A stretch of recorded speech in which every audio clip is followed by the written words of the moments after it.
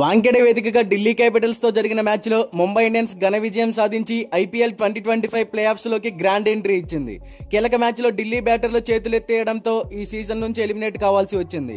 మరో మ్యాచ్ మిగిలి ఉండగానే ముంబై ప్లే ఆఫ్స్ లోకి అడుగు పెట్టింది. తొలుత బ్యాటింగ్ చేసిన ముంబై ఇండియన్స్ 20 ఓవర్లలో 180 పరుగులు చేయగా ఢిల్లీ క్యాపిటల్స్ 121 పరుగులకి ఆల్అౌట్ అయ్యింది. అయితే ఐపీఎల్ 2025 ప్లే ఆఫ్స్ లోకి ముంబై ఇండియన్స్ రాయల్ గా ఎంట్రీ ఇచ్చింది. డూ ఆర్ డే మ్యాచ్ లో ఢిల్లీపై డిసైడింగ్ విక్టరీని నమోదు చేసింది. ముంబైలోని world class bowler Delhi batting order ను కుప్పకూల్చారు. సీజన్ ని గ్రాండ్ గా ఆరంభించిన ఢిల్లీ క్యాపిటల్స్ ఆఖరులో వరుస పరాభవాలతో సీజన్ నుంచి ఎలిమినేట్ కావాల్సి వచ్చింది.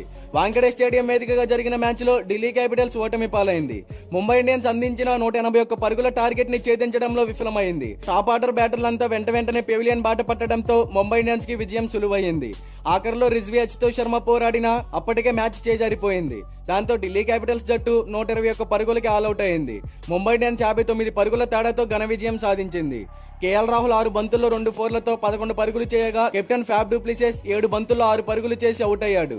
అభిషేక్ పోరోల్ 9 బంతుల్లో 6 పరుగులు చేసి స్టంప్ అవుట్ అవడంతో ఢిల్లీ క్యాపిటల్స్ 27 పరుగులకే 3 వికెట్లను కోల్పోయింది. ఇక విప్రాజ్ నిగమ్ 8 బంతుల్లో 20 పరుగులు చేసి స్కోర్ బోర్డు ను పరుగులు పెట్టించిన మిచెల్ శాంట్నర్ కాటన్ బౌల్డ్ గా దొరికిపోయాడు.